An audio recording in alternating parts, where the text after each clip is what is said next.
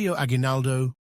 Emilio Aguinaldo was the first president of the Philippines, born in 1869 in Cavite. He came from a local elite family and became a town leader at a young age. The town of Cavite El Viejo, which is now known as Kawit, Cavite.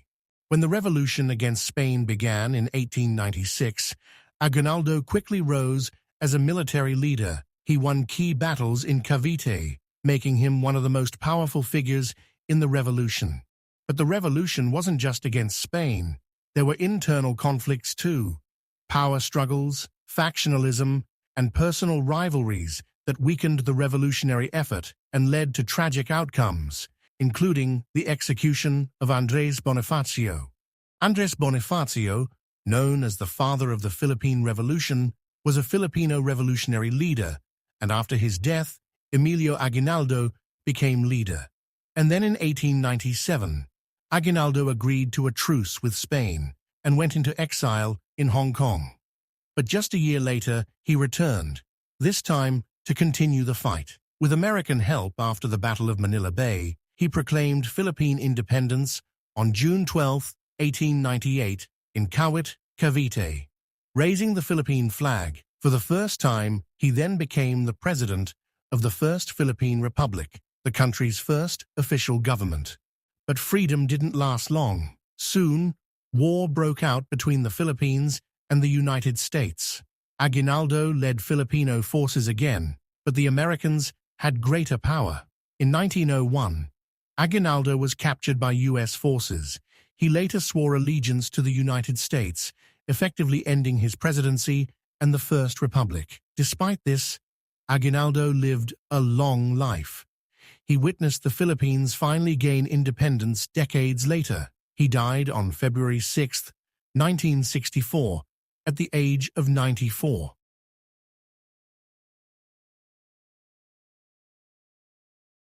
Manuel L Quezon. Manuel L Quezon was the second president of the Philippines and the first president of the Commonwealth. He was born in 1878 in Baler, Tayabas, which is now part of Aurora Province. He came from a modest family and studied law, later becoming a lawyer. Before becoming president, Quezon fought in the Philippine-American War under Emilio Aguinaldo. After the war, he shifted from fighting to politics, believing independence could be achieved through diplomacy instead of war. He became one of the Philippines' top political leaders, serving as resident commissioner to the United States, where he pushed for Philippine independence. Quezon played a major role in the passage of the Tidings-McDuffie Act, a law that promised independence to the Philippines after a 10-year transition period.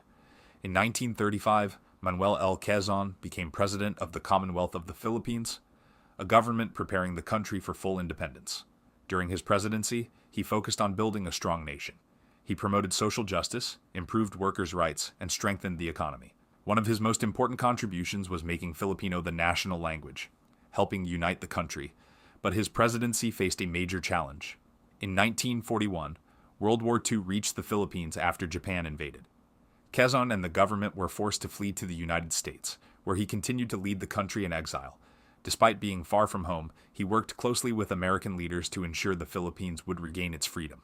However, Quezon was already suffering from tuberculosis. He died on August 1, 1944, in the United States, before he could see the Philippines become fully independent. Manuel L Quezon is remembered as the father of the national language and a leader who helped guide the Philippines toward independence. Jose P. Laurel. Jose P. Laurel was the third president of the Philippines and the president of the Second Philippine Republic during the Japanese occupation in World War II. He was born in 1891 in Tanawan, Batangas. He studied law and became known as a brilliant lawyer, judge, and politician. Before becoming president, he served as a senator, cabinet member, and Supreme Court justice. In 1943, Laurel became president under the Japanese-sponsored government. This is the most controversial part of his life. Some people saw him as a collaborator because he led the country while Japan controlled the Philippines. Others believed he stayed in office to protect Filipinos and lessen their suffering during the war. So Laurel had both a good side and a bad side. He was intelligent, patriotic, and experienced in government, but his presidency under Japanese rule made his legacy controversial. After the war, he was arrested for treason, but he was later granted amnesty and returned to politics. Jose P. Laurel died on November 6, 1959. He is remembered as one of the most debated presidents in Philippine history. Sergio Osmeña. Sergio Osmeña was the fourth president of the Philippines and the second president of the Commonwealth. He was born in 1878 in Cebu City. He was very intelligent and became a lawyer after studying at the University of Santo Tomas. Before becoming president, Osmeña already played a major role in Philippine politics.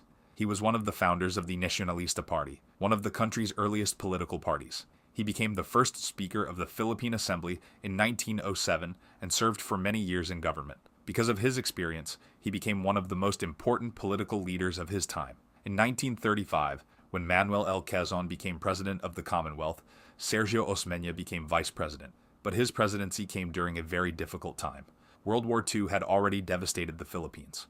When Quezon died on August 1, 1944, Sergio Osmeña became president of the Commonwealth government in exile. As president, he worked closely with General Douglas MacArthur and the Allied forces to help liberate the Philippines from Japanese occupation. In 1944, Osmeña returned to the Philippines with MacArthur during the liberation of Leyte. After the country was freed, he focused on rebuilding the government and restoring order after the destruction of war. However, his presidency was short. In 1946, he ran for president but lost to Manuel Roxas. After leaving politics, Osmeña lived a quieter life. He died on October 19, 1961. Sergio Osmeña is remembered as a calm, honest, and experienced leader who helped guide the Philippines through one of the hardest times in its history. Manuel Roxas. Manuel Roxas was the fifth president of the Philippines and the first president of the independent Third Republic.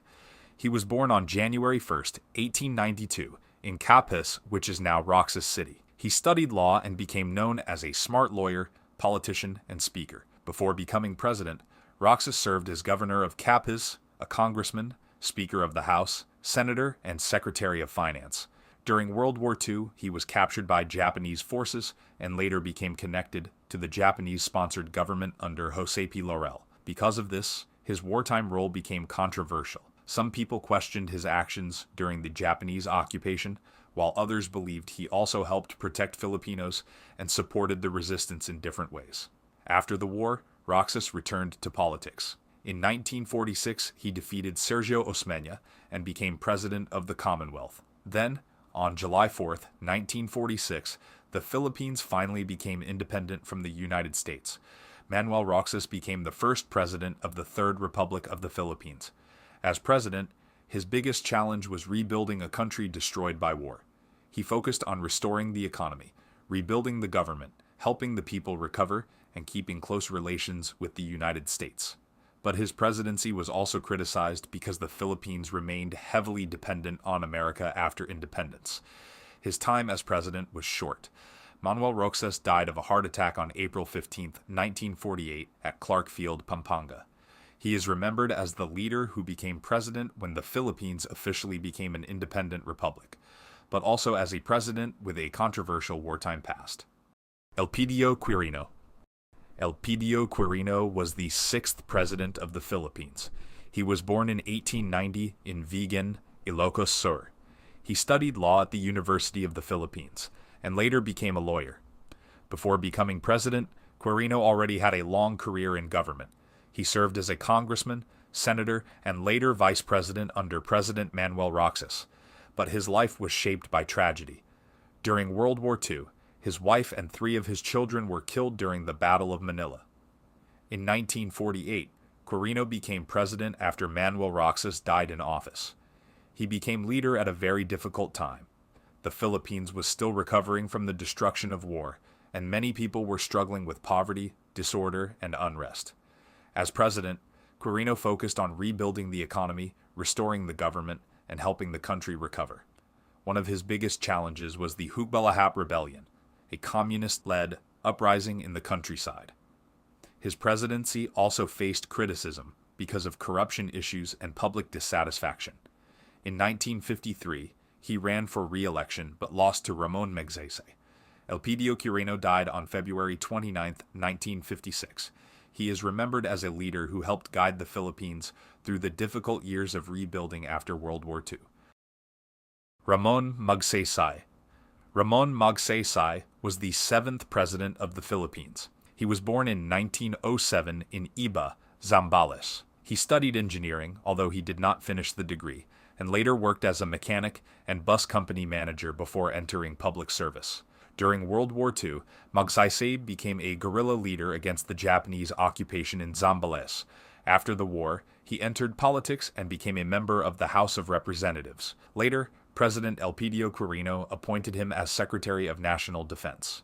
In that role, Magsaysay became widely known for fighting the Hukbalahap rebellion. He strengthened the military, improved its discipline, and tried to win back the trust of ordinary people in the countryside. Because of his simple lifestyle and close connection with the masses, he became very popular. In 1953, Ramon Magsaysay ran for president and defeated Elpidio Quirino. As president, he focused on honest government, rural development, and helping common people. He wanted the government to be closer to the people, so he became known as the champion of the masses. His leadership gave many Filipinos hope because he was seen as humble, energetic, and sincere. But his presidency ended suddenly.